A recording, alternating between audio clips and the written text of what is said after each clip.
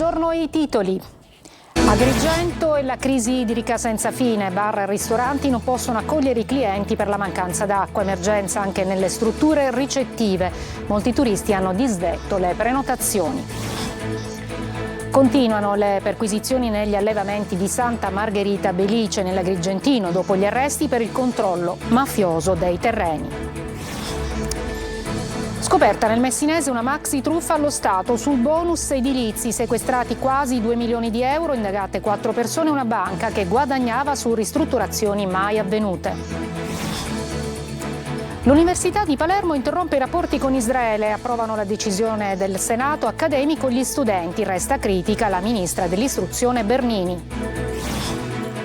Giornata mondiale dell'ambiente, tante iniziative per ripulire il mare da rifiuti. A Siracusa i volontari sono scesi in campo, tanti gli studenti che si sono uniti in difesa del mare.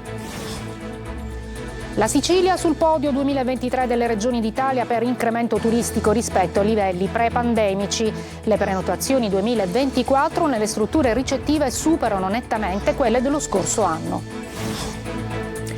Calcio, il Palermo e il DS Rinaudo si separano, per la panchina rosanero Dionisi sorpassa Zanetti. A Catania ore decisive per la scelta dell'allenatore, Mimo Toscano il preferito.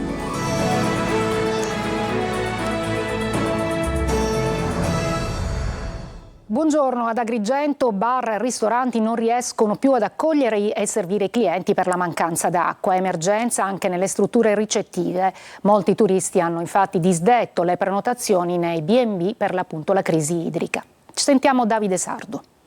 Una scritta eloquente ma anche e soprattutto avvilente. Il cartello che vi abbiamo mostrato mortifica tutta Agrigento, città designata capitale italiana della cultura 2025. E non è un caso isolato, titolari di bar e ristoranti rinunciano ai clienti perché non in grado di accoglierli nei loro locali. Impossibile anche lavarsi le mani. Se ad aprile e a maggio siamo ridotti così, non so a luglio e agosto com'è.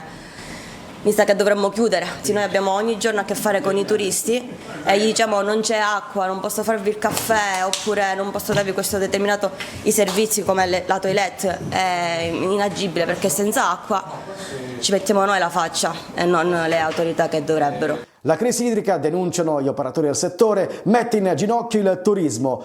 A rischio chiusura, strutture ricettive e attività commerciali. Come possiamo portare avanti le attività in tutto il territorio agrigentino pensando di non avere acqua? Come possiamo fare accoglienza con le nostre cisterne vuote? Penso che ormai questa situazione è arrivata al collasso e si deve trovare immediatamente una soluzione. Senza l'acqua non si può fare nulla, non siamo pronti ad accogliere, a far accoglienza. Quindi il turismo soprattutto ne piange le conseguenze più gravi. Ci sono cancellazioni nei B&B, nelle strutture ricettive,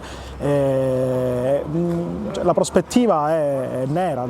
Le denunce e le proteste dei giorni scorsi con i cittadini scesi in piazza rischiano di restare inascoltati. E proseguono le perquisizioni negli allevamenti ovini di Santa Margherita Belice, 24 ore dagli arresti che hanno svelato l'esistenza del controllo mafioso sui terreni dell'Agrigentino. Molte le irregolarità rilevate, utili all'inchiesta anche le dichiarazioni di tante vittime minacciate dalla mafia. Roberta Lunghi. In quelle terre meloni non se ne piantavano perché la paglia è sempre stata dei pastori. Così emerge dalle intercettazioni dell'inchiesta sulla mafia dei pascoli nel territorio del Belice, che ha portato ieri all'arresto di 5 persone, una delle quali, Pietro Campo, un referente di Matteo Messina Denaro, in carcere per scontare una condanna a 14 anni. A distanza di 24 ore dagli arresti dunque non si fermano perquisizione e controlli veterinari e igienico-sanitari nei confronti di aziende agricole e allevamenti di Santa Margherita del Belice, Montevago e Sambuca di Sicilia. Sul campo la polizia di Agrigento e gli specialisti del Dipartimento Attività Sanitarie di Palermo, Agrigento e Trapani. Le tante difformità rilevate sono lo specchio di un'attività illecita volta solo allo sfruttamento dei capi e dei pascoli, unica attività ammessa dalla mafia che controllava il territorio. Guai a pensare una modifica della destinazione d'uso di un terreno senza chiedere, perché sicuramente si sarebbe subita qualche ritorsione. Un'egemonia calunnia sui fondi agricoli che era stata già ben descritta dai collaboratori di giustizia, Calogero Rizzuto e Vito Brucceri, il primo capo del mandamento di Sambuca di Sicilia, collaboratore di giustizia dal 2009, e il secondo della famiglia mafiosa di Menfi che era pentito dal 2016. A contribuire anche le dichiarazioni rese da alcune vittime di minacce e di intimidazioni, racconti dolorosi che sfondano il muro dell'omertà ma che raccontano di una parte della Sicilia cristallizzata al monopolio delle terre da parte dei presunti mafiosi. Dalle perquisizioni odierne in 4 stabilimenti di ovini, 2 caseifici e un locale deposito latte di Santa Margherita Belice sono risultati assenti rispetto alla banca dati nazionale 40 animali adulti, presenti 100 ovini di età superiore ai 6 mesi non identificati. Bloccati anche i trasferimenti di decine e decine di ovini sprovvisti del cosiddetto documento di accompagnamento, fino alla risoluzione delle non conformità riscontrate. Nessuna condanna al processo sul depistaggio di Via D'Amelio. La prescrizione salva gli imputati, ma si apre un processo per altri 4 poliziotti. Lorena Dolci. Una verità che resta ancora sepolta dalla prescrizione che a distanza di 32 anni dalla strage di Via D'Amelio impedisce di avere dei colpevoli. A leggere tra le righe del dispositivo emesso dalla Corte d'Appello di Caltanissetta, un passo in più è stato fatto. I giudici, come già in primo grado, hanno dichiarato prescritte le accuse di calunnia e hanno escluso l'aggravante mafiosa per i poliziotti Mario Bo e Fabrizio Mattei. Stessa decisione per l'agente Michele Ribaudo, che invece in primo grado era stato assolto. Nel merito però i giudici confermano la ricostruzione. I 3 investigatori, sotto la guida dell'allora capo della mobile Arnaldo La Barbera, avrebbero costruito a tavolino una verità inventata sull'attentato, imbeccando il falso pentito Vincenzo Scarantino. Il nostro ricorso è stato accolto in parte, ha commentato il procuratore generale di Caltanissetta, Fabio Danna, l'amarezza della famiglia Borsellino. Per certi versi dispiace che a pagare siano solo loro, perché questo processo presenta numerosi convitati di pietra che avrebbero dovuto essere sul banco degli imputati. Ma la sentenza della Corte d'Appello non chiude il caso. La Procura di Caltanissetta rilancia e mette sotto accusa un altro pezzo delle istituzioni. Per altri 4 poliziotti del pool sulle stragi, Maurizio Zerilli, Giuseppe Di Gangi, Vincenzo Maniscaldi e Angelo Tedesco, la Procura ha già chiesto il rinvio a giudizio. Indagati per falsa testimonianza e per i troppi non ricordo in questo processo, dovranno rispondere adesso di un'accusa più grave, depistaggio. Anche loro accusati di aver voluto ad ogni costo proteggere i misteri di Via D'Amelio. Scoperta nel Messinese una maxi truffa allo Stato sui bonus edilizi, sequestrati quasi 2 milioni di euro, indagate 4 persone e una banca che guadagnava su ristrutturazioni mai avvenute. Roberta Lunghi. Un castello di sabbia costruito con false dichiarazioni per ottenere i vantaggi fiscali messi a disposizione dallo Stato per la ristrutturazione del patrimonio edilizio. Emerge da Barcellona Pozzo di Gotto, nel Messinese, una nuova truffa sui super bonus edilizi. La Guardia di Finanza ha sequestrato beni per 1,7 milioni di euro nei confronti degli indagati, 4 persone e un istituto di credito. A insospettire durante gli accertamenti alcune anomale movimentazioni di denaro con giroconti bancari disposti dagli indagati a favore di conti correnti esteri loro riconducibili. Causale dell'operazione era sempre accredito per cessione crediti d'imposta. Le fiamme gialle avrebbero accertato che i richiedenti non avevano mai appaltato ad alcuna ditta i lavori di manutenzione, che non c'era traccia di comunicazione di inizio lavori. Gli indagati non risultavano neanche proprietari degli immobili. I crediti fiscali ottenuti, secondo la Procura di Barcellona Pozzo di Gotto, venivano ceduti dagli indagati a un istituto di credito coinvolto nell'inchiesta per la successiva monetizzazione fino a 800.000 euro. L'ammontare complessivo veniva spesso frazionato attraverso più cessioni per eludere la normativa antiriciclaggio. L'Università di Palermo interrompe i rapporti con Israele, approvano la decisione del Senato accademico gli studenti. Resta critica invece la ministra dell'istruzione Bernini. Sentiamo Marco Gullà. Stop all'Erasmus con le università israeliane. La decisione è stata comunicata dal Senato accademico dell'Ateneo di Palermo e nello specifico scaturisce a causa del venir meno delle essenziali garanzie di sicurezza a cui gli eventuali soggetti coinvolti sarebbero esposti in questo particolare e delicato momento di crisi internazionale. Ma ci sono anche altri motivi. Il rischio che le ricerche in collaborazione con gli atenei israeliani possano avere un utilizzo sia civile che militare, e per questo non mancano le polemiche. Per il ministro dell'istruzione Anna Maria Bernini è una scelta sbagliata perché gli atenei non si schierano, sono costruttori di ponti. Loro, gli studenti dell'Ateneo palermitano, però la pensano così.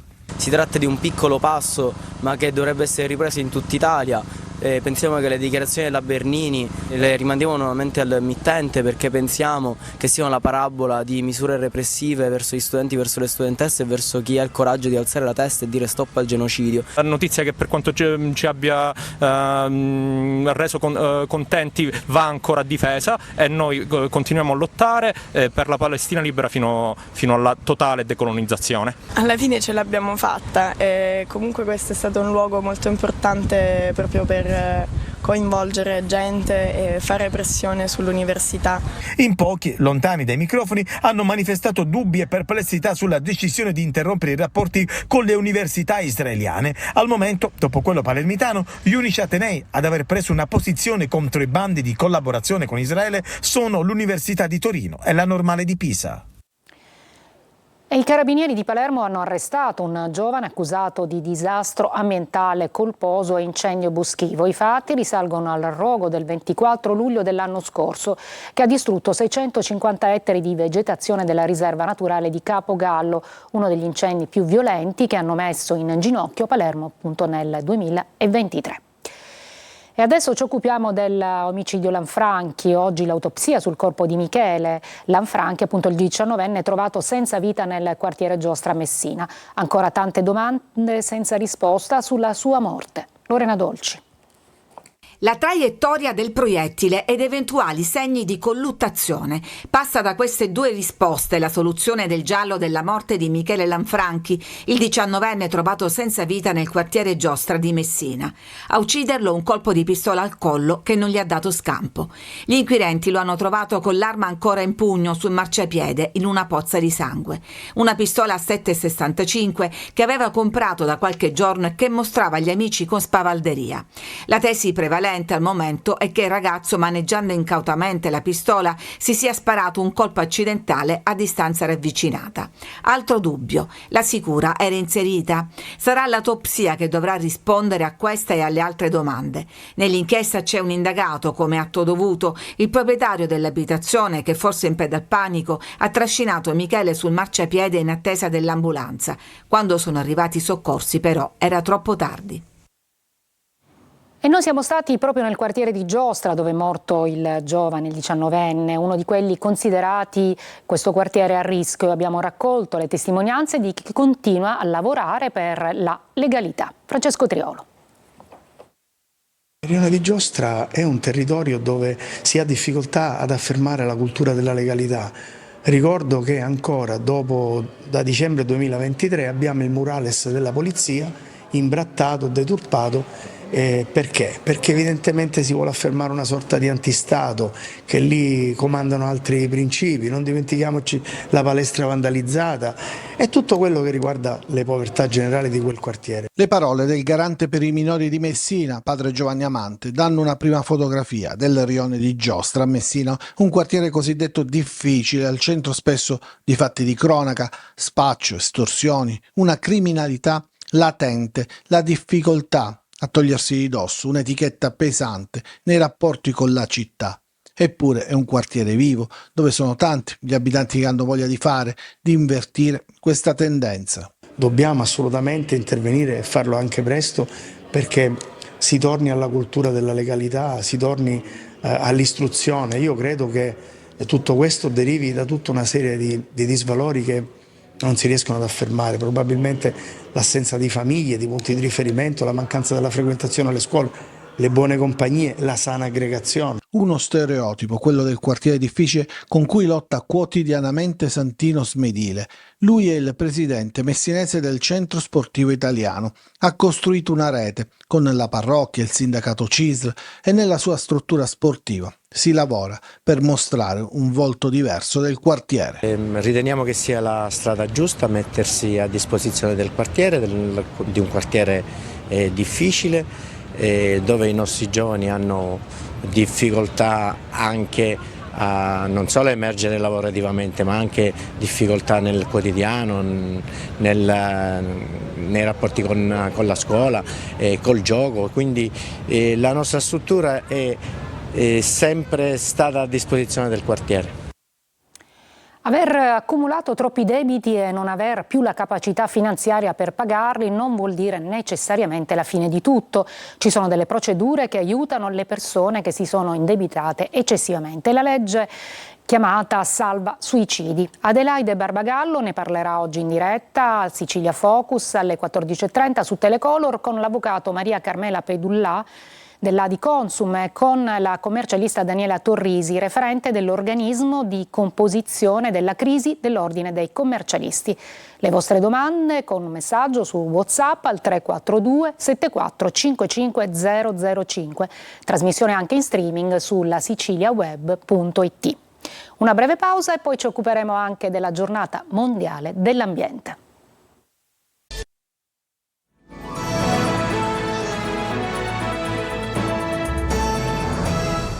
Oggi giornata mondiale dell'ambiente, tante iniziative per ripulire il mare dai rifiuti. Tra le 40 località in Italia anche Siracusa, dove appunto ci sono stati volontari scesi in campo, tanti gli studenti che si sono uniti in difesa del mare. Francesco Aloi.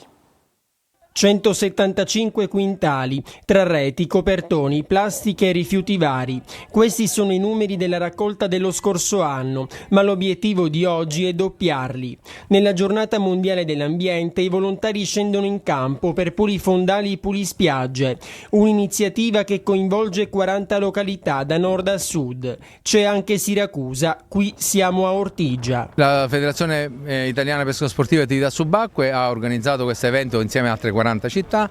Noi abbiamo recepito subito questa bella iniziativa, il valore dell'inclusione, perché abbiamo naturalmente coinvolto tutte le anime del mare di Siracusa. Nei nostri mari i pesci sono sempre meno, i rifiuti invece lievitano. Le isole di plastica non sono poi così lontane da noi. Inutile dirlo, la colpa è dell'uomo. Qui ci sono tanti volontari, ma come vedete anche tantissimi studenti.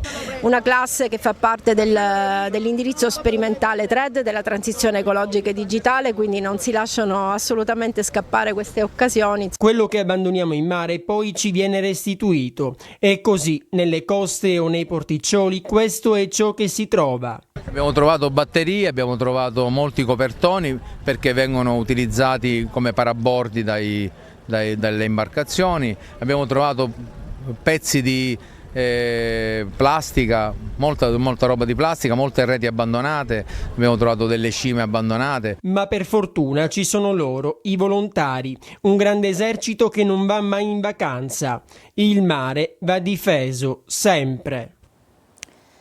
La Sicilia sul podio tra le regioni d'Italia per incremento turistico rispetto ai livelli pre-pandemici, con il maggior numero di turisti nel 2023, e l'ascesa della nostra regione sembra non fermarsi qui. Le prenotazioni per il 2024 nelle strutture ricettive superano nettamente quelle dello scorso anno. Desiree Ferlito. Il 2023 ha segnato un anno di ripresa eccezionale per il turismo italiano, con numeri che superano persino i livelli pre-pandemici del 2019. I dati Istat e Ministero del Turismo mostrano un totale di oltre 134 milioni di arrivi e 451 milioni di presenze negli esercizi ricettivi. Rispetto ai valori prepandemici, sul podio tra le regioni d'Italia per maggiore incremento c'è la Sicilia, con un incremento registrato nel 2023 del 13,9 rispetto alla media nazionale. È stato un anno veramente fantastico, soprattutto dopo gli anni precedenti, dopo il Covid, dove eravamo quasi arrivati a zero. L'anno scorso invece c'è stata una bella ripresa. Nella nostra regione l'incremento delle presenze nel comparto extra alberghiero è superiore addirittura al 25%. I siciliani che restano in Sicilia sono il 49%, mentre non residenti il 51%, compresi gli stranieri che tornano a essere una presenza importante nella nostra regione. Ma l'ascesa della Sicilia non si ferma qui. Il momento d'oro della nostra regione infatti sembra accelerare ancora. Le prenotazioni nelle strutture ricettive superano nettamente quelle del 2023. Il trend rispetto all'anno scorso è proprio aumentato, già dall'inizio anno abbiamo avuto tante richieste per l'estate, cosa che invece magari negli altri anni avevamo iniziato ad avere già dal mese di aprile in poi. Breve pausa e poi il calcio con Catania e Palermo.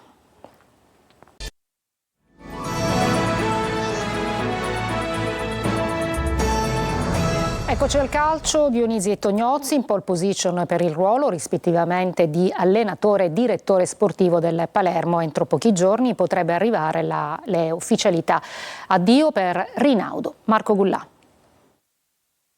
A meno di nuovi colpi di scena dovrebbe essere Alessio Dionisi il nuovo allenatore del Palermo. Paolo Zanetti sembra sfumare, se mai sia stato davvero un obiettivo. Il Palermo infatti non si è mai espresso e torna d'attualità il tecnico classe 1980 che ha un profilo compatibile con il club di Viale del Fante. Dionisi è stato esonerato dal Sassuolo, poi retrocesso sotto la guida di Ballardini. Dionisi inoltre è solito utilizzare una difesa a 4 e un tridente in attacco. Il suo modulo preferito è il 4-3-3, ma non disprezza varianti come il 4-2-3-1 o il 4-3-1-2. Poi capitolo direttore sportivo, ieri Leandro Rinaudo ha incontrato la società per i saluti. Oggi il club rosanero ha ufficializzato l'addio tramite una nota sul proprio sito e per il posto del palermitano ci sarebbe in pole Matteo Tognozzi. Il profilo dell'ex Juventus avrebbe attualmente superato la concorrenza dopo settimane di valutazioni. Tognozzi recentemente è stato direttore sportivo del Granada e in passato dirigente della Juve, in cui ha scoperto calciatori del calibro di Ildiz, Ealing Junior e Sule. Fino a quando il Palermo non ufficializzerà queste due figure